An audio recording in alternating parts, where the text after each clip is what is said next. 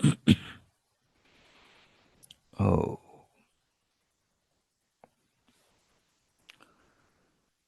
वैदिकम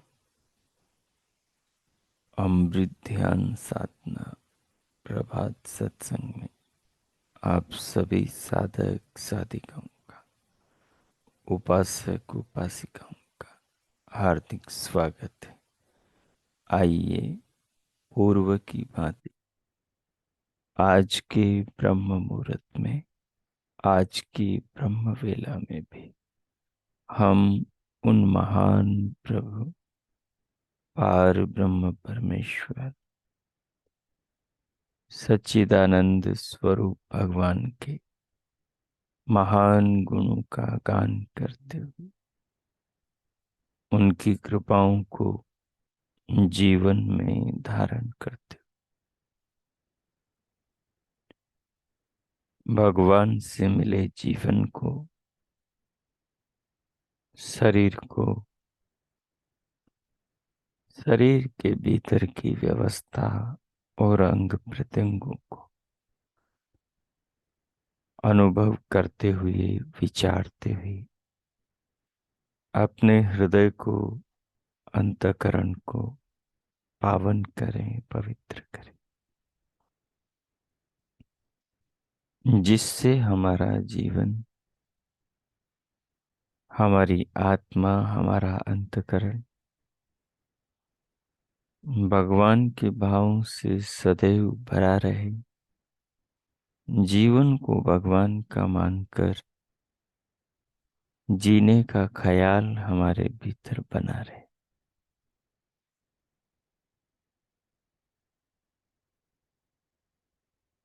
जो भी आलथी पालथी आसन आपने लगा रखा है उसे व्यवस्थित करें। कमर, पीठ और गर्दन को सीधे रखें, सहज रखें। सिर से पांव तक, पांव से सिर तक पूरे शरीर को अनुभव करें। दोनों हथेलियों को गोद में रखें। नेत्रों को मूंदते हुए पलकों को सहज करें।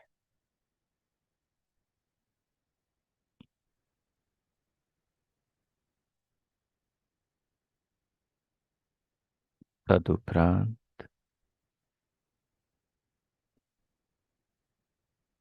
बाहर से भीतर आने वाली श्वास को अनुभव करें। धीरे धीरे बाहर से भीतर लें, लंबी गहरी लयबद्ध करते हुए।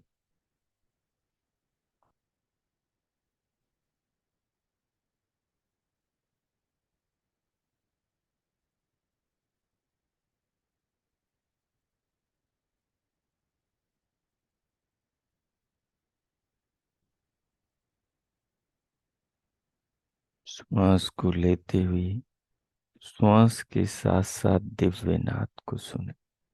मन को दोनों कानों के आकाश में लगाकर फिर भ्रुकुटी में दिव्य प्रकाश को देखें। ब्रह्मरंध्र में देखें। मन को कंठ तालु पर, काक तालु पर व भ्रुकुटी में लगाकर अंतर्दृष्टि को ब्रह्मरंध्र की ओर और भ्रुकुटी की ओर खोलते हुए जब श्वास भीतर बढ़ ले,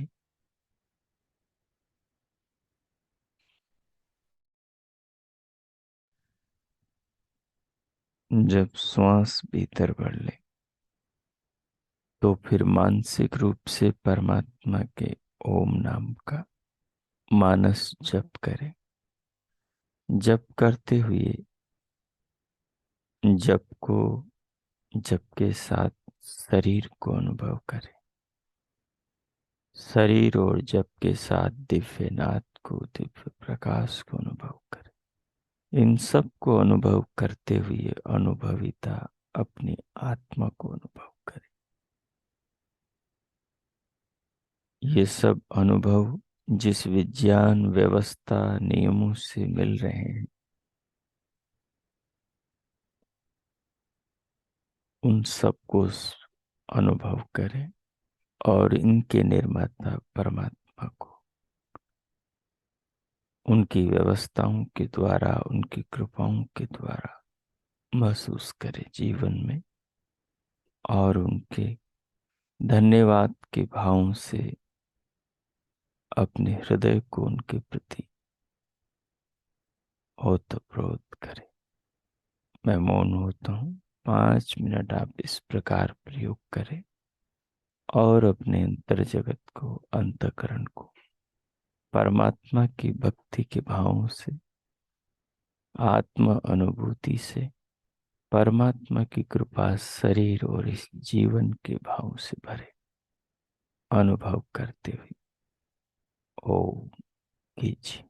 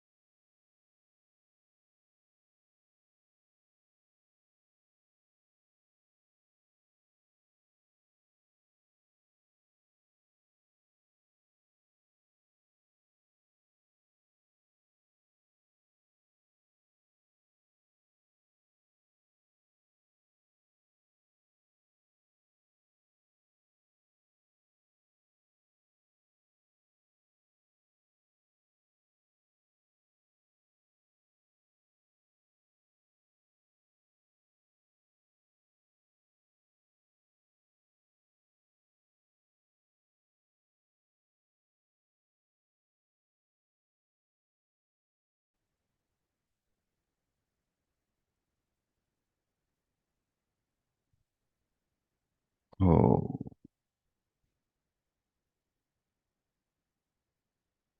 ओ, इस प्रकार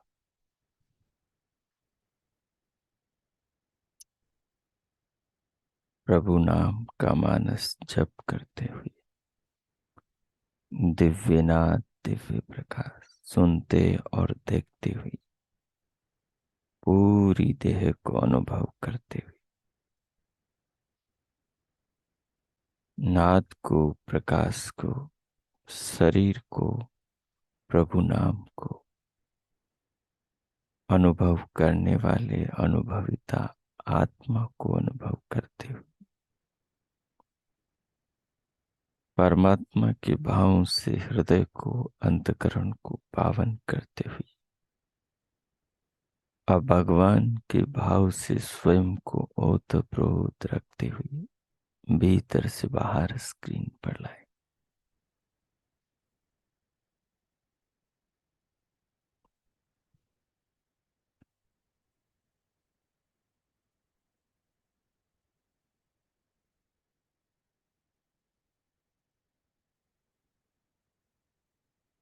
आई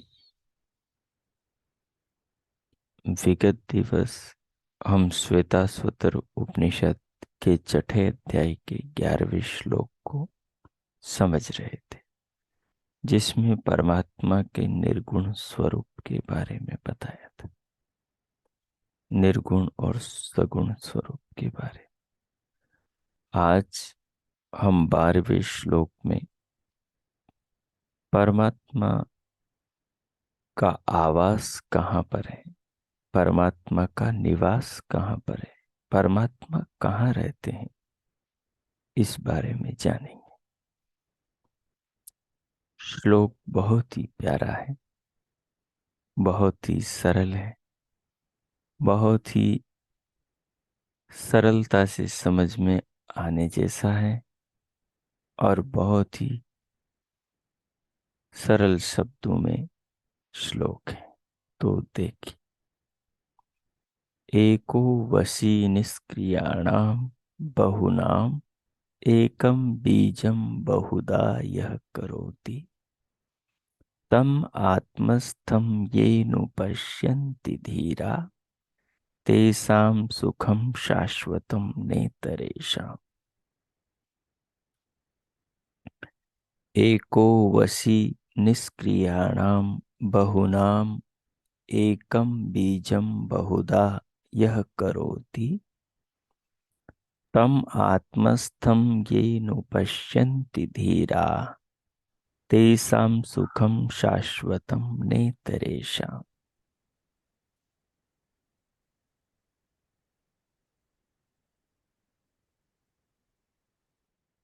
श्वेताश्वतर उपनिषद की एक विशेषता यह है कि इसके श्लोक बहुत ही सरल शब्दों में लिखे गए हैं और गंभीर भाव के साथ अद्भुत ज्ञान विज्ञान के साथ। सो देखिए,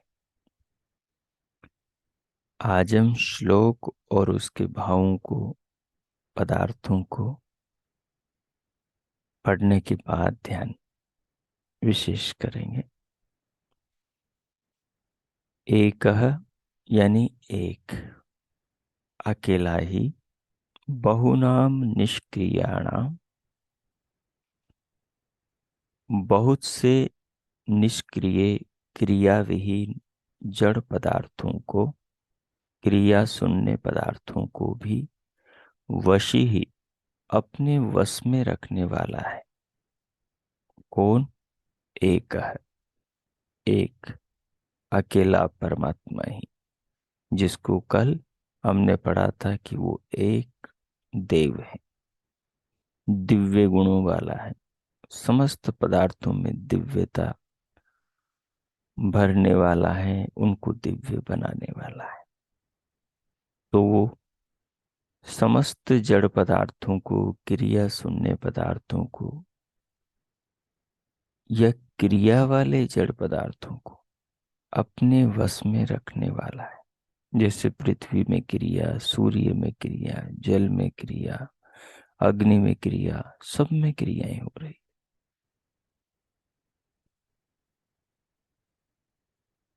क्रिया शून्य जो पदार्थ है, पत्थर पड़ा हुआ है, पहाड़ खड़ा हुआ है, नदी के चट्टान स्थिर है, वो गुफाएं, वो वृक्ष स्थिर है, लेकिन उनमें क्रियाएं हो रही है। तो जो क्रिया वाले या बिना क्रिया वाले जितने भी जड़ पदार्थ हैं, उन सबको धारण करने वाला, उन सबको अपने वश में रखने वाला, वह अकेला परमात्मा है। यह एकम बीजम, जो एक ही बीज को बहुधा यह करोति, जो बहुत प्रकार कर देता है, बहुत रूपों में रूपांतरित कर देता है। उस एक बीज से नाना प्रकार के पदार्थों का पूरे ब्रह्मांड का सृजन करता है। वो एक बीज प्रकृति है, सत्व रज तमोमयी प्रकृति है, त्रिगुणा प्रकृति है। तम आत्मस्थम, कहा उस अंतर आत्मा में स्थित भगवान को, तम उस परमात्मा को, परमात्मन, आत्मस्थम अपनी आत्मा में स्थित, ये धीरा जो धैर्यशील बुद्धिमान, अनुपश्यंती प्रत्यक्ष देख लेते हैं। यहाँ अनुपश्यंती का एक विशेष अर्थ है। अनुपश्यंती यानी अनु का मतलब बाद में देखता है। किसके बाद में? आत्मा के बाद।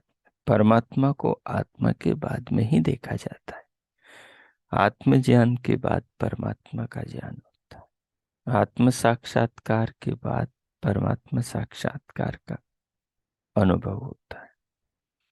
तो अपना ज्ञान करके जीवात्मा परमात्मा को देख लेते हैं। तेसाम सुखम शाश्वतम, उनका सुख चिरस्थायी हो जाता है। किनका? जो अपनी आत्मा में परमात्मा को देख लेते हैं, उनका सुख चिरस्थायी हो जाता है, शाश्वतम, सदा के लिए हो जाता है। अर्थात वह मोक्ष के अधिकारी हो जाते हैं, जो अपनी आत्मा में परमात्मा को अनुभव कर लेते हैं। इतरे शाम न, और दूसरों का सुख चिरस्थायी नहीं होता। जो अपनी आत्मा में परमात्मा को देख लेते हैं, ये मनुष्य जीवन पाकर उनको शाश्वत सुख मिलता है, वो शाश्वत सुख को पा जाते हैं। और जो अपनी आत्मा में परमात्मा को नहीं देखते, इतरेशम न, वो उस शाश्वत सुख से वंचित रह जाते। संसार के सुख तो भले ही उनको मिल जाए, धन के, वैभव के, खाने के, पीने के, जीवन के, लेकिन अपनी आत्मा की अनुभूति के बाद मिलने वाला जो परमात्मा का अनुभव है, उससे वो वंचित रह जाते हैं। और उस परमात्मा अनुभव से मिलने वाला जो शाश्वत सुख है, उस शाश्वत सुख से, उस परम आनंद से रहित रह जाते हैं।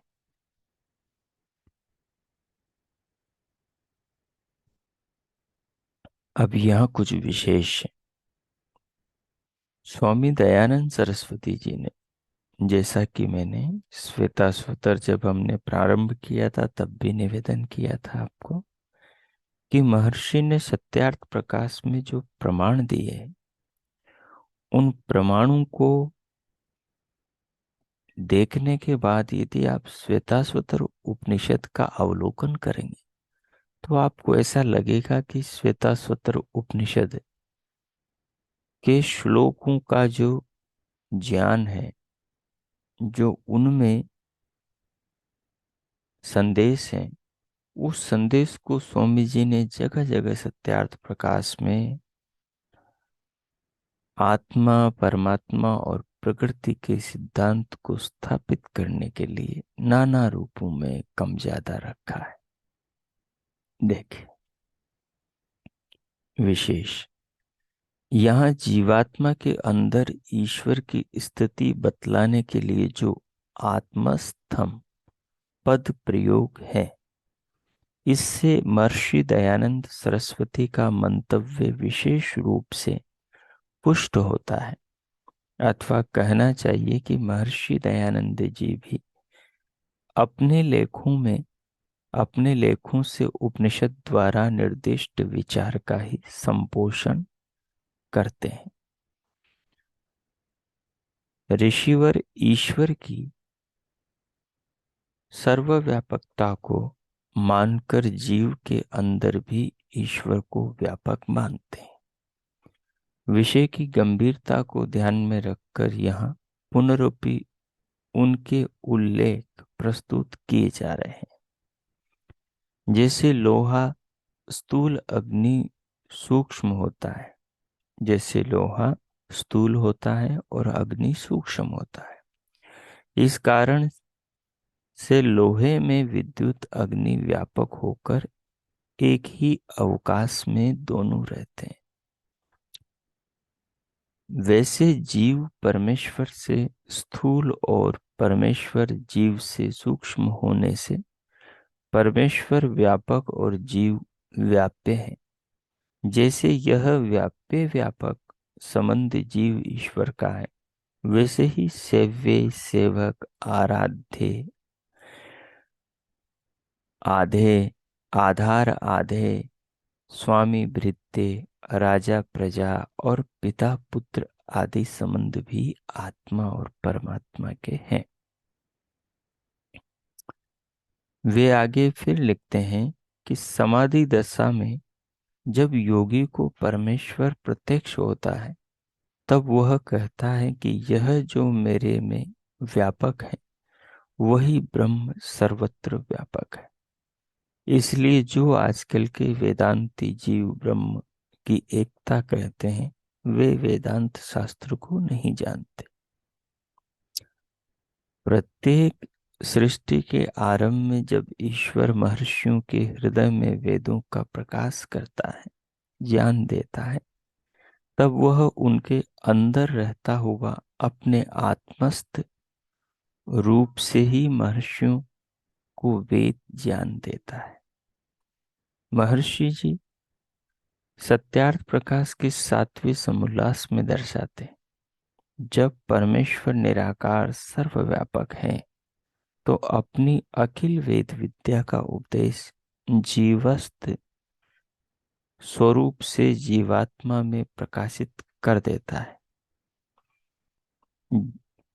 फिर वह मनुष्य अपने मुख से उच्चारण करके दूसरों को उस परमेश्वर के दिए ज्ञान को सुनाता है।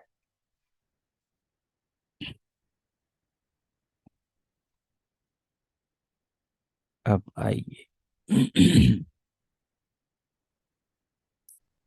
श्लोक में जिन शब्दों को हमने पढ़ा था, उनको थोड़ा और सरल करके समझते हैं।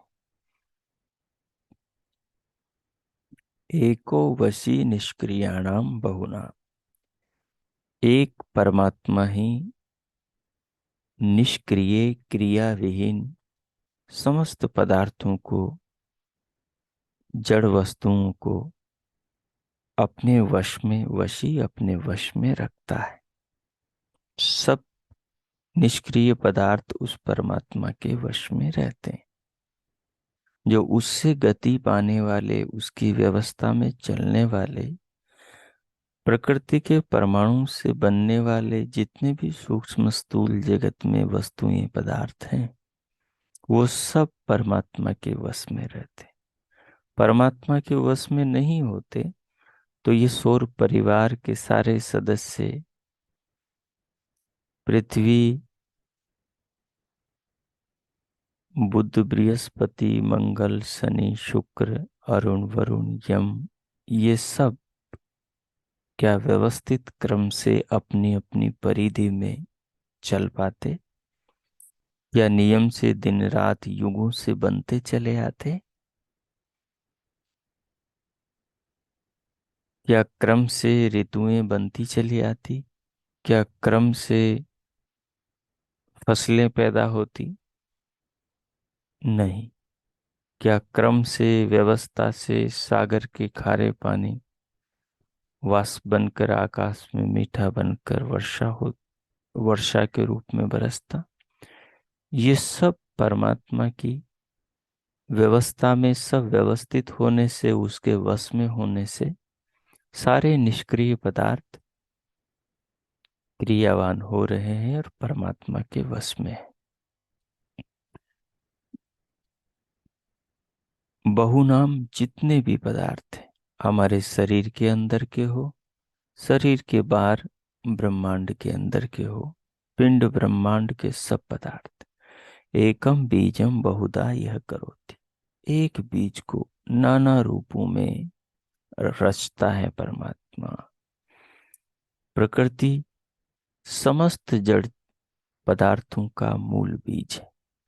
जैसे एक बीज से एक वृक्ष उत्पन्न होता है, बीज अंकुरित होकर पौधा बनता है, पौधे से फिर वो वृक्ष बनता है, और उस पर पत्ते आते हैं, फूल आते हैं, फल आते हैं सब, और उसकी शाखाएं फैल जाती हैं, और फलों के गिरने के बाद फलों से बहुत सारे बीज उत्पन्न होते हैं। तो ये जो चक्कर, ये जो साइकिल है, जो एक बीज से कई बीज उत्पन्न करने वाले फलों को पैदा करता है परमात्मा, और सृष्टि चक्र को चलाता है। ये एक से बहुत बीजों को पैदा करना, ये एक प्रकृति से महतत्व को, अहंकार को, महतत्व से चित्त को, बुद्धि को, अहंकार को,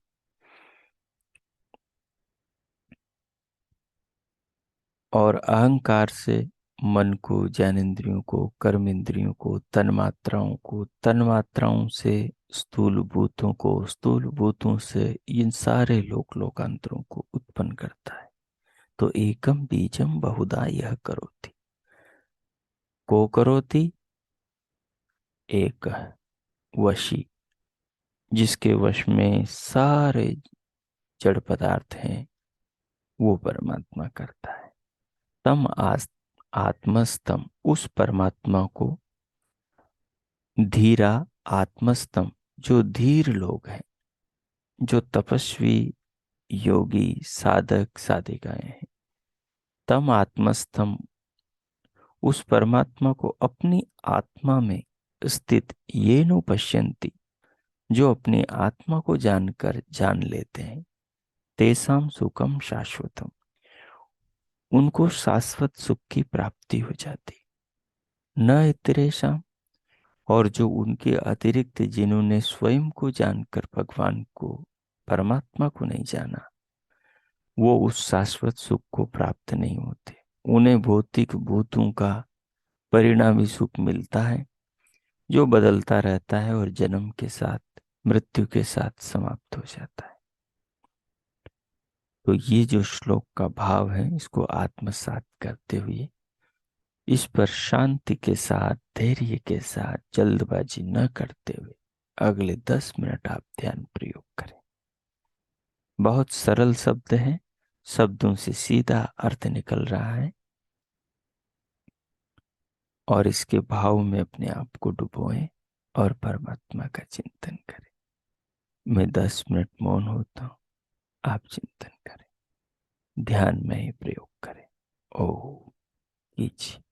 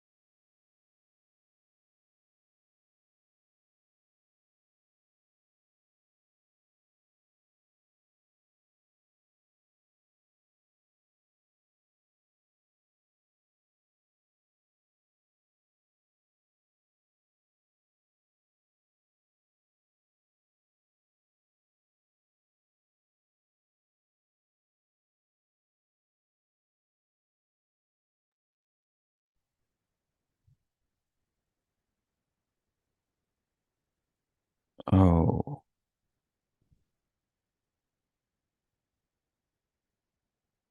ओ,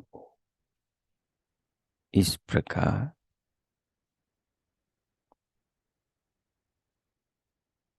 प्रभु का आवास कहाँ पर है,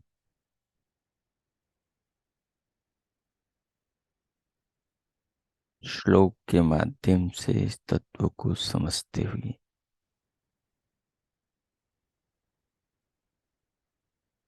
उन्होंने समस्त पदार्थों को अपने वश में कर रखा है। समस्त पदार्थों में वो ओतप्रोत है। उनका साक्षात्कार ध्यानियों योगियों के द्वारा अपने ही आत्मा के अंदर होता है। जो साधक उपासक साधिकाएं उपासिकाएं उनका अपने आत्मा के द्वारा आत्मा में साक्षात्कार कर लेते, उनको शाश्वत सनातन सुख की प्राप्ति होती। जो संसार की वस्तुओं में ही उलझे रह जाते, वो उस शाश्वत सुख से वंचित रह जाते। जो हमने श्लोक में तत्व को अनुभव किया, उसको आत्मसात करते हुए और भगवान का धन्यवाद करते हुए इस जीवन के लिए, शरीर के लिए, शक्ति सामर्थ्य सोच समझ के लिए, वेदों के ज्ञान के लिए प्रभु का धन्यवाद करें। इस जीवन को स्वस्ति के कल्याण के मार्ग पर लगाने के लिए ऐसी अद्भुत अनमोल प्रेरणाएं हृदय में आत्मा में करने के लिए प्रभु का धन्यवाद। भगवान का धन्यवाद हृदय से आत्मा से करते हुए उनके प्रति स्वयं को श्रद्धा से प्रेम से समर्पण से भक्ति के भावों से भरा पूरा अनुभव करते हुए अब हम शांति पाठ करेंगे। ओम